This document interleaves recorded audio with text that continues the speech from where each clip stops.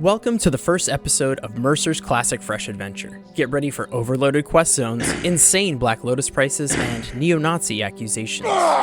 Classic Fresh is what players call World of Warcraft Classic 20th Anniversary.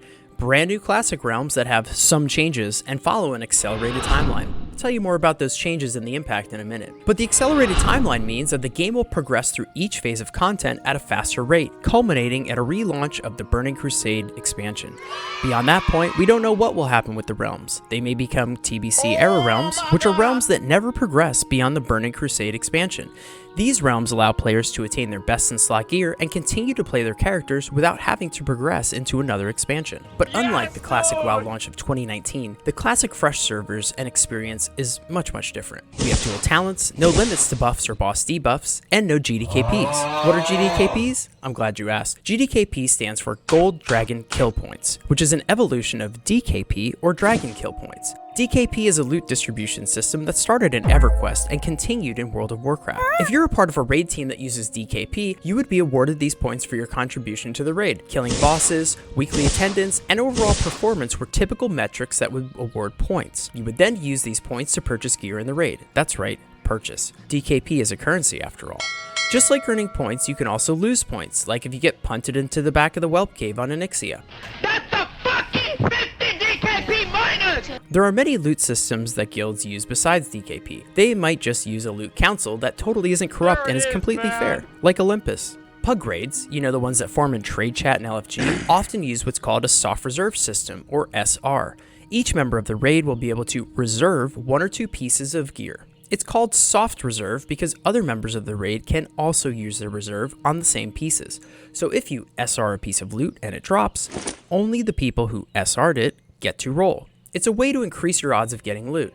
Of course, there is usually someone, typically the raid leader, who will hard reserve an item. This means no one can roll on it, and that person automatically gets the item if it drops. Hard reserving items can be a controversial subject. More on this after we talk about GDKPs. But a GDKP is a pug raid that allows raiders to use gold to bid on loot that drops in the raid. It was a popular way to form raids back in 2019 Classic, but was banned in Season of Discovery and in Classic Fresh. The way it works is you would either join the raid as a carry or a buyer. Carries were there to ensure a smooth, quick raid. Buyers were there to purchase items and build up the gold pot. At the end of the raid, the loot would be auctioned off to the highest bidder. All this gold would go into a pot, which would be split evenly among each member of the raid. Typically, the host would take a higher cut for forming and organizing the raid. It was a win-win. Buyers got loot, some gold back at the end, and carries would get a nice gold payout. Some people in the community frowned upon GDKPs, saying it led to more gold buying and people swiping their credit cards to get loot. They claimed it was unfair and made the game pay to win. They preferred their Pug SR raids, which all but vanished once GDKPs came into existence. But we all know how that turned out, right? We'll talk about the impact of this change a bit later. Everyone has their own reasons for playing Classic Fresh. For a lot of people, they want to finish or complete something they never did. Maybe it was a specific raid or a specific boss. You will see guilds with names like This Time For Sure. We often joke about loot dropping, encouraging each other with surely this time, right? Surely you cannot be serious. I am serious. And don't call me Shirley. Airplane. But for me, I never got to experience Vanilla WoW. And in 2019 Classic, I only really played during the last phase. So this time, for sure, I was going to play Classic WoW from start to finish, from phase 1 to phase 6.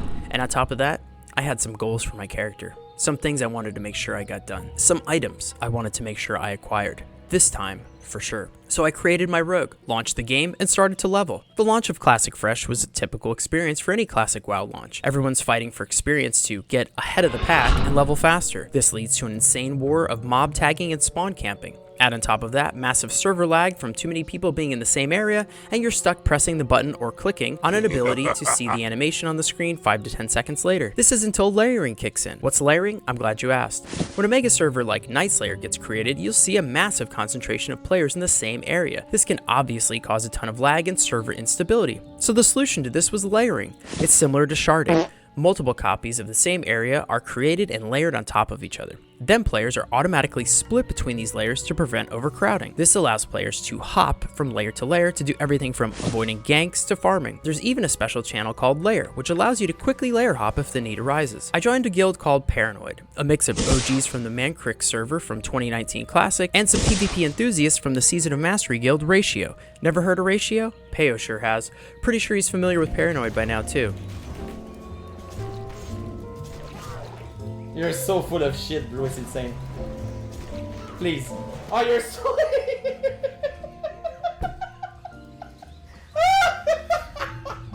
Yo, bro, I swear to God, I think I camped this guy forever, bro.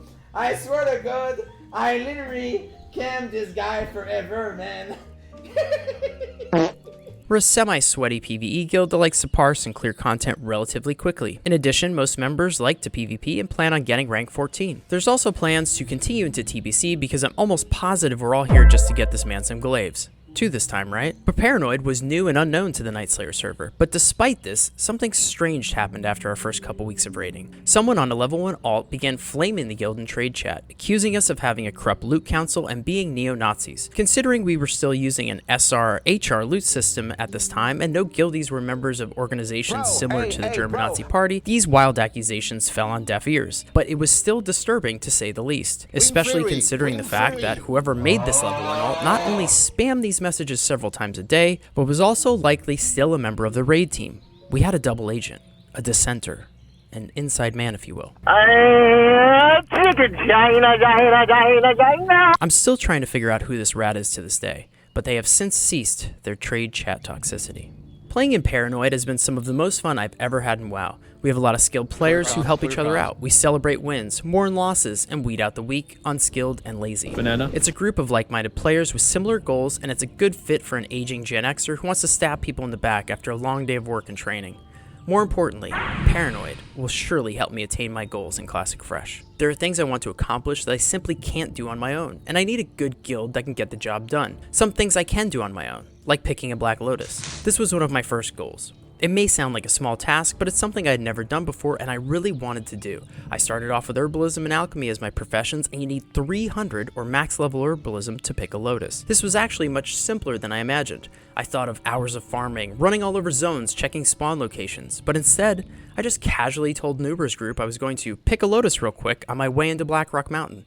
And as if manifesting reality itself, the first lotus spawn I checked had one.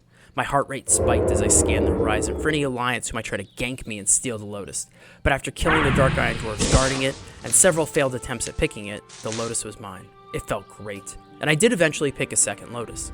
But then, as more people leveled, lotuses suddenly became non-existent.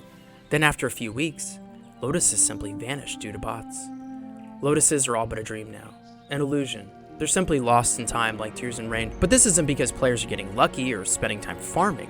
It's because bots are camping the spawns on low-level characters, and then teleporting to lotuses and picking them as soon as they spawn. Remember the economic impact of banning GDKPs I mentioned earlier? Well, lotus prices are one of them. You see, black lotuses are scarce. To start, there are only 4 zones they can spawn in: Burning Steppes, Silithus, Winterspring, and Eastern Plaguelands. Each of these zones have a small set of spawn points for a black lotus. Finally, only one black lotus will spawn at a time in the zone. The lotus will then respawn in a new location, anywhere from 15 minutes to an hour later. The problem is black lotuses are a reagent for flasks. Flasks are a powerful consumable for raid members and sometimes PvPers. Oh, I love me some Petries on God. So now you have more than 7,000 40-man raid teams that either require or desire their raiders to use flasks. There simply are not enough lotuses to go around. Supply will never keep up with demand, unless Blizzard changes the spawn rules. This should be easy to do since they did it in 2019 Classic. On May 28th, 2020, Blizzard hotfixed the spawn rate of Black Lotuses. They increased the spawn rate and added additional spawn locations. They also made it so that no player could see a Black Lotus on their screen or on their minimap if they're dead unless they have 300 herbalism. This helps slow down the level 1 bots who would camp the Lotus spawn locations. It would be very easy for Blizzard to implement this again. I think it's completely necessary at this point for the health of the in-game economy. But for now, with the lack of GDKPs and insane Lotus prices, raiders are swiping more than ever. You see, Banning GDKPs was meant to help curb gold buying, but instead it increased it. Like me, there are many players who use GDKPs as a substantial source of their gold income. If you had several characters who could carry in a GDKP, you could make a good amount of gold each week to pay for your raid consumables. Without this source of income, it becomes increasingly difficult to farm gold. Even with layers, many popular gold farm spots are overcrowded or botted, so if a lot of raiders did the math, they could farm for hours each night to make enough gold to afford their consumes each week, or maybe do an extra hour of work IRL and easily swipe their credit card for the consumes. Why farm 900 gold for an epic mount when you can spend $32 and Helen Wong will personally deliver the gold to you? Some players don't have the time or inclination to do anything else. I honestly can't blame them. I've found it challenging to farm gold myself, but having the ability to print gold definitely helps. The lack of GDKPs also had another impact. There are a lot of hard reserves. Since you can't purchase the loot you need, many players will simply reserve the loot for themselves. This caused many players to complain that too many items they need are hard reserved and that there aren't any runs available for them. Whether you like GDKPs or not, one thing is certain. No one is happy with the current economy of the game except for the bots and Helen Wong. But this isn't Helen's story, it's Mercer's. And Mercer still has a lot to do before this journey is complete. There's two big things that are next on my list, and they will lead me into the depths of Blackrock Mountain and into the upper and lower parts of Blackrock Spire.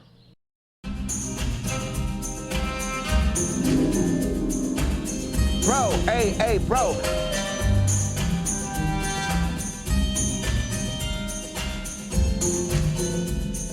Hey, boy.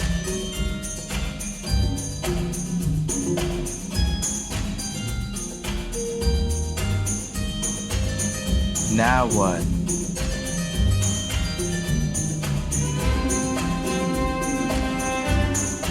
Why would any of that? Hey, bro, I ain't finished. Don't talk to me at all. And don't talk to anyone I know at all. And tell everybody never talk.